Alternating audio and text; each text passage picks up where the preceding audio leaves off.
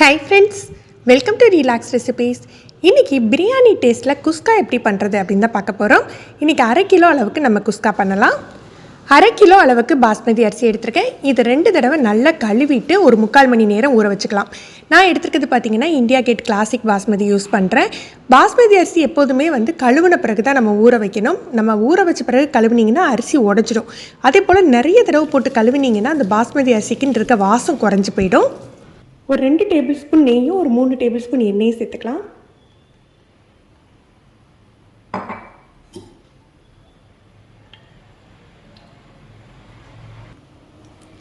ஒரு 4 துண்டு பட்டை, 3 ஏலக்காய், 3 கிராம்பு சேர்த்துக்கலாம்.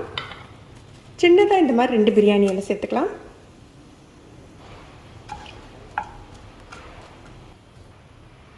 நூற்றம்பது வெங்காயம் மெல்லிசா ஸ்லைஸ் பண்ணி எடுத்துக்கேன், இதை சேர்த்துக்கலாம்.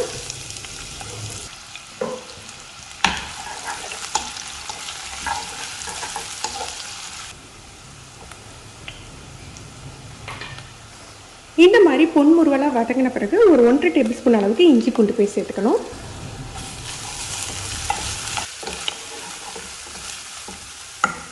கிலோ அளவுக்கு குஸ்கா பண்ணுறதுக்கு ஒரு 125 கிராம் அளவுக்கு தக்காளி எடுத்துக்கலாம்.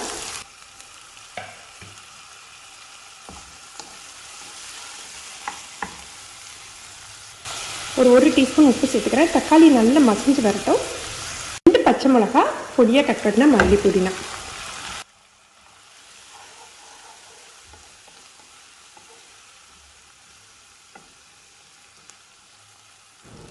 தக்காளி நல்லா மசிஞ்சு வந்துட்டு இப்போ நம்ம மற்ற பொருட்கள் சேர்த்துக்கலாம். 1 டீஸ்பூன் அளவுக்கு பிரியாணி மசாலா சேர்த்துக்கிறேன். காரத்துக்கு தகுந்தாப்பில் மிளகாய் தூள் சேர்த்துக்கோங்க. காஷ்மீரி சில்லி பவுடர் சேர்த்துக்கிட்டிங்க அப்படின்னா குஸ்கா நல்ல கலராக இருக்கும். நம்ம கலர் பொடி எதுவுமே சேர்க்க தேவையில்லை. மசாலாவை லேசாக மிக்ஸ் பண்ணி விட்டுட்டு நம்ம தயிர் சேர்த்துக்க போகிறோம். நம்ம இன்றைக்கி இந்த குஸ்காவுக்கு எண்ணெய் நெய் கொஞ்சம் கம்மியாக தான் யூஸ் பண்ண போகிறோம். 100 ml அளவுக்கு தயிர் சேர்த்துக்கலாம். தயிர் சேர்த்துட்டு தயிரை நல்லா மிக்ஸ் பண்ணி விட்டுறணும். அதுலேருந்து கொஞ்சம் எண்ணெய் பிரிஞ்சு வர்ற அளவுக்கு நம்ம மிக்ஸ் பண்ணிக்கலாம். குஸ்காவுக்கு நல்ல டேஸ்ட்டு கொடுக்கணும் அப்படின்னா ஒரு 5-6 பாதாம் அல்லது முந்திரி ஏதாவது ஒன்று எடுத்துக்கோங்க. அதை நைஸாக தண்ணி விட்டு அரைச்சி எடுத்துக்கலாம். இது இதில் சேர்த்துக்கணும். நிறைய சேர்த்துக்கக்கூடாது. நிறைய சேர்த்துக்கிட்டால் ரைஸ் ஒன்றோட ஒன்று ஒட்டும். இந்த மாதிரி சேர்த்துக்கிட்டால் ரைஸ் நல்லா சாஃப்டாக கிடைக்கும். இதை மிக்ஸ் பண்ணி விட்டுட்டு நம்ம தண்ணி சேர்த்துடலாம். 1 கப் பாஸ்மதி அரிசிக்கு 2 கப் அளவுக்கு தண்ணி சேர்த்துக்கணும். இன்றைக்கி நான் 1/2 கிலோ எடுத்திருந்தேன் இல்லையா, 2 கப் இருந்தது, 4 கப் தண்ணி சேர்த்துக்கிறேன். தண்ணி சேர்த்துட்டு நம்ம தேவையான அளவுக்கு உப்பு மிளகாய்த்தூள் சேர்த்துக்கலாம். ஆல்ரெடி நம்ம காரத்துக்கு கொஞ்சம் மிளகாய்த்தூள் சேர்த்துருக்கோம். இப்போ டேஸ்ட் பண்ணி பார்த்துட்டு உப்பு சேர்த்துக்கலாம்.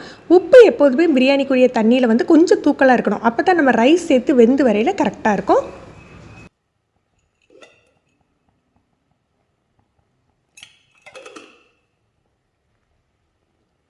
இதில் ஒரு 1/2 டீஸ்பூன் போல் எலுமிச்சம்பழச்சாறு பிழிஞ்சிக்கணும். தயிர் ரொம்ப புளிப்பாக இருந்ததுன்னா லெமன் ஜூஸ் தேவையில்லை. இதை நல்லா மிக்ஸ் பண்ணிவிட்டு தண்ணி கொதிச்சு வரட்டும். இப்போ நம்ம ஊற வச்ச அரிசியை வடிச்சிட்டு சேர்த்துக்கலாம். சேர்த்து மூடி போட்டு வேக விட்டுடலாம். தண்ணி சோறு சேர்ந்து வரட்டும். ஒரு 7-8 நிமிஷத்துலேயே உங்களுக்கு 3/4 பதம் வெந்துடும்.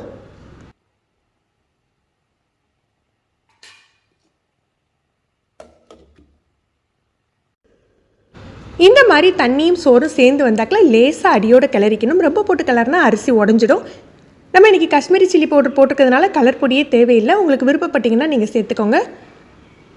இதில் மேலே ஒரு 2 டீஸ்பூன் போல் நெய் சேர்த்துக்கலாம். நான் மல்லி புதினாலாம் 2வது சேர்க்கல, முதல்ல சேர்த்துக்கிட்டது தான்.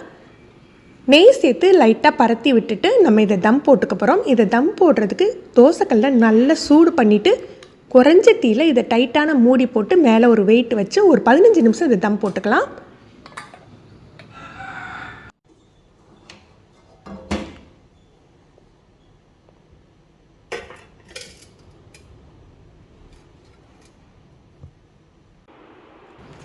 தம் முடிஞ்சு அடுப்பு அணைச்சி அப்படியே விட்டுருங்க. அதுக்கப்புறம் ஒரு 10-15 நிமிஷம் கழித்து ஓப்பன் பண்ணி பார்த்தோன்னா நமக்கு ரைஸ் ரெடியாக இருக்கும். இதை ஓப்பன் பண்ணையிலேயே உங்களுக்கு பிரியாணி மாதிரி நல்ல ஒரு மணமாக இருக்குங்க. இதுக்கு நிறைய பொருட்களும் நம்ம சேர்க்க வேண்டியதில்லை. இது நீங்கள் நான்வெஜ் சாப்பிட்றவங்களா இருந்தீங்கன்னா நான்வெஜ் கிரேவி எதுனாலும் இதுக்கு சூட் ஆகும். நம்ம வெஜ் கிரேவியும் வச்சு சாப்பிட்லாம். காரமான கத்திரிக்காய் பச்சடியே இதுக்கு ரொம்ப சூப்பராக இருக்குங்க. நீங்கள் ட்ரை பண்ணி பாருங்கள். இந்த வீடியோ பிடிச்சிருந்ததுன்னா லைக் பண்ணி ஷேர் பண்ணுங்கள். தேங்க்யூ.